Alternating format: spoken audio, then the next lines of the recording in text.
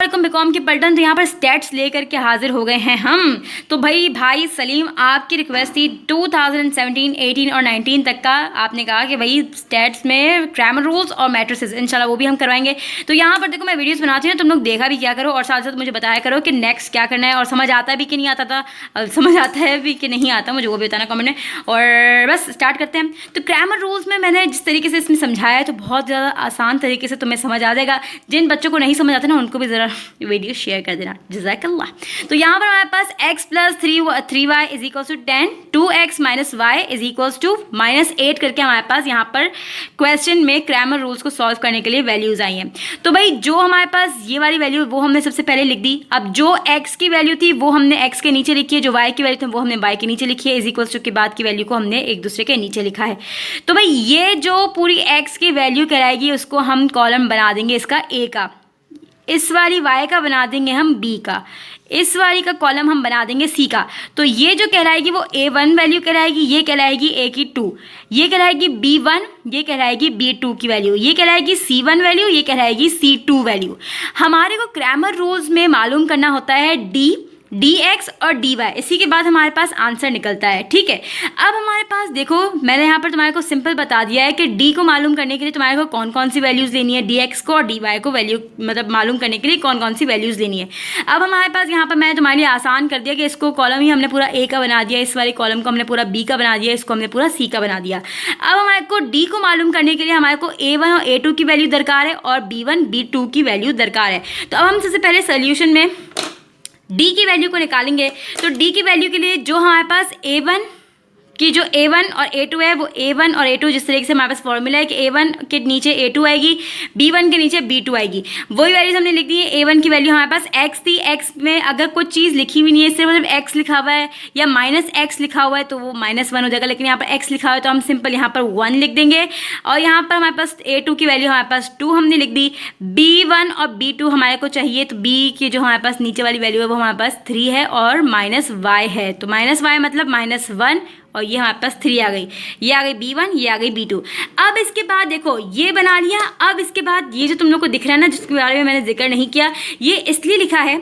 अब मैंने क्या किया, ये लिखने के बाद अब मैंने इनके ऊपर भी और आसानी के लिए कि मल्टीप्लिकेशन करनी है। अब हमने क्रॉस मल्टीप्लिकेशन करनी है कि इसको बना दो a b c d, a की वैल्यू को d से मल्टीप्लाई करना है, c की वैल्यू को b से मल्टीप्लाई करना है। ठीक है, फॉर्मूला क्या है इसको मल्टीप्लाई करने का, a multiply by d, c multiply by b, minus आएगा इन दोनों के दरमियान में। ठीक है, इन दोनों वैल्यूज़ को मल्टीप्लाई करना है, बीच में जो मिडिल वाली में जो आएगी वैल्यू वो माइनस की आएगी। ठीक है, अब हमने यही किया, a की वैल्यू को d से मल्टीप्लाई किया, हमारे पास यहाँ पर हमने लिख दिया, पहले इसको अंदर है माइनस लिख दिया, अब 2 की वैल्यू को हमने 3 से मल्टीप्लाई किया, आंसर हमारे पास ये हमारे पास आएगा -1 में से -6 को मल्टीप्लाई माइनस किया, माइनस हमने करने के बाद हमारे पास -7 का आ गया आंसर। तो डी हमारे पास निकला है -7।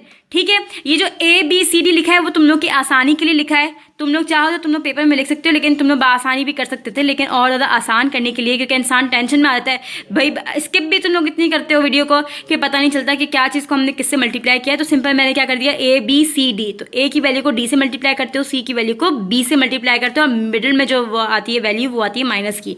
अब हमने d मालूम कर दिया और अब हम मालूम करेंगे फॉर्मूले के मुताबिक dx और y, क्योंकि x के बाद y आता है तो हमारे पास सेकंड जो मालूम करेंगे वैल्यू वो dx की मालूम करेंगे। तो dx की वैल्यू के लिए हमारे को जो वैल्यूज चाहिए होंगी यहाँ पर वो c1 c2 चाहिए होगी, b1 और b2 चाहिए होगी।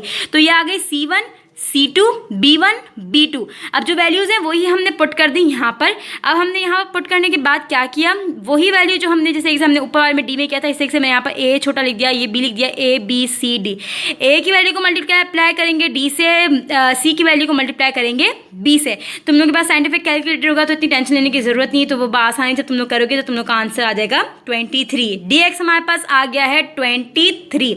अब हमारे पास dx हो गया है, अब हम निकालेंगे dy। अब dy के लिए हम कौन सी वैल्यूज़ लेंगे, हम लेंगे a1 a2 c1 c2। ठीक है, ये हमने यहाँ पर ले ली। अब हमारे पास उसी तरीके से जैसे मैंने पहले किया a b c d, यानी कि a की वैल्यू को d से मल्टीप्लाई किया, c की वैल्यू को b से मल्टीप्लाई किया, मिडिल में जो आएगी वैल्यू वो माइनस की आएगी।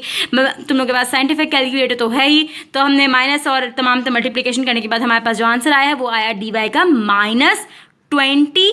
8।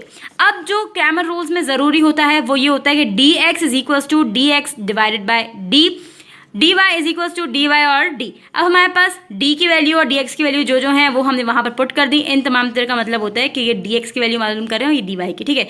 अंदर वाला जो यहाँ पर है डी एक्स और डी वाला, इसको डिवाइड किया तो हमारे पास जो आंसर जो आया डी एक्स अपॉन डी का वो -3.28 आया, जबकि हमारे पास डी वाई का आंसर आया 4, ठीक है। 4 आंसर आ गया, इसको हमने सोल्यूशन सेट बनाया -3.28 और यहाँ पर कॉमा डाल के 4 का आंसर लिख दिया। सिंपल यहाँ पर बस खाली क्रैमर रूल्स में 2017 रेगुलर में ये करना है। उम्मीद है कि आप लोग को समझ आया होगा, अगर समझ आया तो मुझे कमेंट में ज़रूर बताना। अब मैं कराऊंगी नेक्स्ट मैट्रिसेस, तो वो भी ज़रूर देखना, ठीक है। बाय।